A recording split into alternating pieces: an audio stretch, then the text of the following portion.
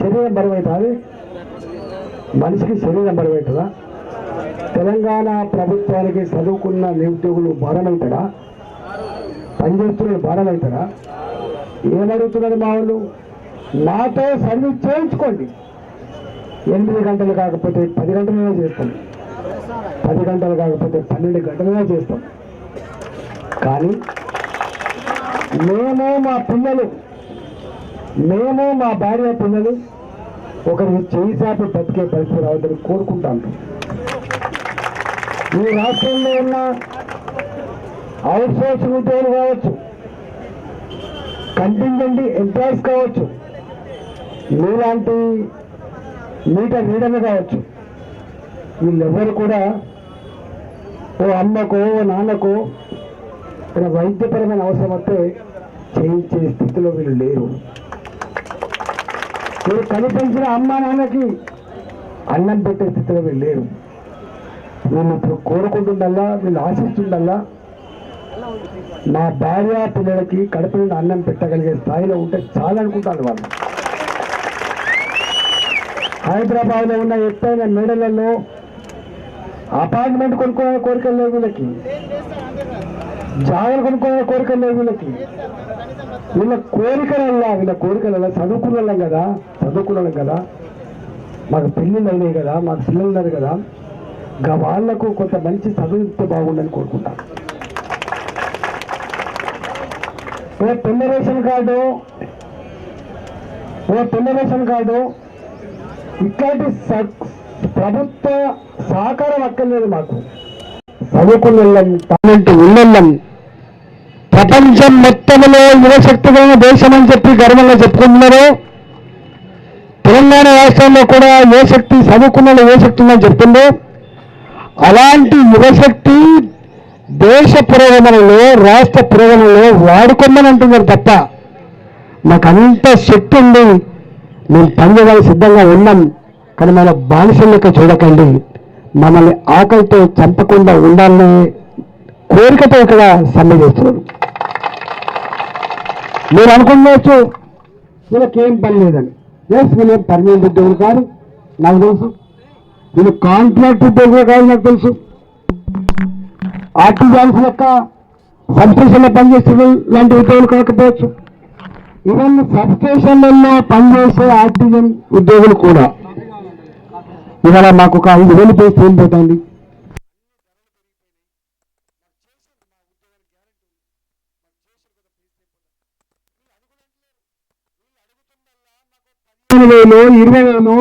ఇలా హైదరాబాద్ లాంటి నగరాల్లో ఇల్లు కిరాయి 5,000 ఉంటుంది బస్సులు, ఒక రూమ్ కోసం, ఒకటే రూమ్ 5,000 రూపాయలు.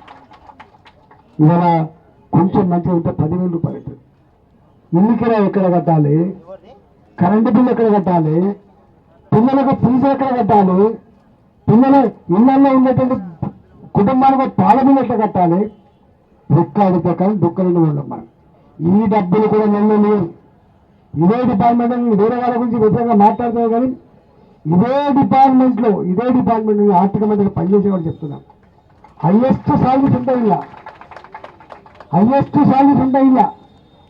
5 లక్షల జీతాలు ఉంటారు, 6 లక్షల జీతాలు ఉంటారు. నేను దానికోసం మాకు కళ్ళ మండపం లేదు. కానీ మీరు ఉండే 2,500 మంది ఎంప్లాయీస్ని, 2,500 మంది ఉన్నారు ఇక్కడ.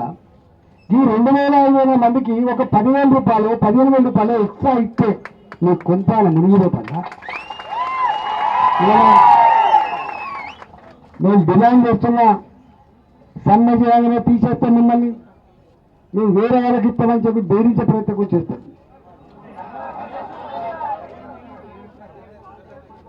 ఇవాళ నీ చేతిలో అధికారం ఉందని, మా వాళ్ళు నోరు లేని వాళ్ళని, మా వాళ్ళు ఆకలితో ఉన్నారని, మా వల్ల బలహీనతల మీద నువ్వు చెలగాటమాడే ప్రయత్నం చేస్తావు నాకు తెలుసు. కానీ ఎల్లకాలం నడవదు బాబు, గుర్తుపెట్టుకో. ఇవాళ మేముగా ఉండం, మీలాంటి ప్రతి ఇంటితో సంబంధం ఉంటుంది. మీటర్ రీడర్ అంటే ప్రతి ఇంటితో సంబంధం ఉండేవాళ్ళు, ప్రతి ఇంటితో సంబంధం. మీరు ఆ ఇంటికాడ మీటర్ రీడర్ తీసినప్పుడు, అమ్మా నేను చదువుకున్నా ITI, నేను పాలిటెక్నిక్ చదువుకున్నా, నేను ఇంజనీరింగ్ చదువుకున్నా. ఒకసారి ఈ నౌకరి ఈ డ్యూటీ ఎత్తుకున్న తర్వాత వేరే దానికి పోలేం మేము. ఇవాళ మాకు వచ్చే జీతం 5,000 అని చెప్తే హర్షిస్తారా వాళ్ళు? అంటే 5,000 కూడా పనిచేస్తున్నా బిడ్డ అంటారు. అయ్యో బిడ్డ నువ్వు 5,000 కూడా పనిచేస్తున్నావా, చదువుకున్న పిల్లలు అని చెప్పి సానుభూతి వచ్చే ఆస్కారం ఉంటుంది. మీరు తప్పకుండా మీటరింగ్తో పాటుగా మీరు ఏ కుటుంబాలతో సంబంధం లేదు, మీ శ్రమ, మీ చదువుకున్న చదువు, మీ బాధలు ఒక నిమిషమైన వాళ్ళు చెప్పి రావాలని చెప్పి కోరుతున్నాను. సమాజం మీకు అండగా ఉండాలి. మీలాంటి వాళ్ళు కాపాడగలిగే శక్తి వాళ్ళకే ఉంటుంది. ఇవాళ నేను ప్రభుత్వానికి నాకేం తిక్కని లేదు, మాకు విమర్శించాలని కాదు. మేము మా కడుపు మండిపోతుంది, మా కుటుంబాన్ని పోషించలేకపోతున్నాం. మా దుఃఖం పరిష్కారం చేయడం మాత్రం అడుగుతుంది తప్ప మాకు గొంతమ్మ కోరికలు లేవని చెప్పి 2 రోజులుగా మేము ఏ సమ్మె చేస్తుందో తప్పకుండా నా వంతు కూడా రేవంత్ రెడ్డి గారికి ఒక ఎంపీ బాధ్యతలో ఒక ఉత్తరం రాసి ప్రయత్నం చేస్తాను.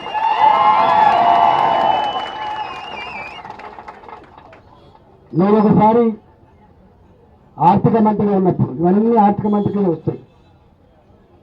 కంటింజెంట్ ఎంప్లాయీస్ అని ఉండే, గ్రామ పంచాయతీలో పనిచేసేవాళ్ళు, మనకు దీంట్లో మన గ్రామ పంచాయతీ స్కూళ్ళలో పనిచేసేవాళ్ళు 1,650 రూపాయలు పని చేయించుకునేది. 1,650 రూపాయలు. నేను ఎందుకు చేస్తున్నానంటే ఏమన్నా గవర్నమెంట్ రాకపోతుందా, మంచి గవర్నమెంట్ మాకేమన్నా మంచి స్కీమ్ ఇవ్వకపోతుందా అని చెప్పి పనిచేస్తున్న బిడ్డ. మరి ఏమైనా ఇచ్చిండ్రా, ఇయ్యలేదు బిడ్డ. ఎంతమంది చచ్చిపోయింది బిడ్డ, మిగిలిన ఎంతమందికి ఇంతమంది ఉన్నాడు బిడ్డ అంటే నేనే అడిగిన. నేను ఇంత హీనంగా మన ప్రజలకు మనం అన్నం పెట్టలేక ప్రైవేట్ వాడు శ్రమ దోపిడీ చేస్తేనేమో నీ లేబర్ డిపార్ట్మెంట్ పోతుంది బాబు, కానీ నువ్వు శ్రమ దోపిడీ చేస్తే ఎవరు వెళ్ళిపోవాలి అలా. అందువల్ల అప్పుడు మేము 4,000 నుంచి 8,000 ఇట్లా కొత్తగా పెంచే ప్రయత్నం చేశాను. ఇవాళ నేను డిమాండ్ చేస్తున్న వేదిక నుంచి ఇట్లాంటి పేద చదువుకున్న సత్తా కలిగిన నీ కర్తవ్యాన్ని, నీ వెలుగు జనుగులకు కారణమైన నీ డిపార్ట్మెంట్కు ఇంత సేవ చేస్తున్నటువంటి వీళ్ళ డిమాండ్ని ఒక మానవతా కోణంతో ఆలోచించి వీళ్ళకిచ్చే ఆ జీతభత్యాల బడ్డనంతో ఒకసారి చూసుకో. ఇవాళ మనం చూస్తున్న కరెంట్ డిపార్ట్మెంట్ లక్షల కోట్ల రూపాయలు టర్నోవర్ అయిన డిపార్ట్మెంట్, డిపార్ట్మెంట్ కాబట్టి మీ దాంట్లో IAS సాలరీస్ ఎంత ఉంటుందో మాకు తెలుసు. కాబట్టి మేము అవన్నీ అడుగుతుంది మాకు భద్రత కావాలి. మొట్టమొదటిగా మళ్ళీ తీసేయకుండా భద్రత కావాలి. ఎట్టి చాకరీ చేయించుకునే పద్ధతి బంద్ కావాలి. మాకు కూడా ఒక 15,000 రూపాయలు 20,000 రూపాయలు గ్యారంటీ ఇవ్వాలని డిమాండ్ ఏవైతుందో ఆ డిమాండ్ నెరవేర్చాలని చెప్పి దానికి నా సంపూర్ణమైన సానుభూతి తెలియజేస్తూ మీకు అండగా ఉంటానని చెప్పి తెలియజేస్తూ నమస్కారం.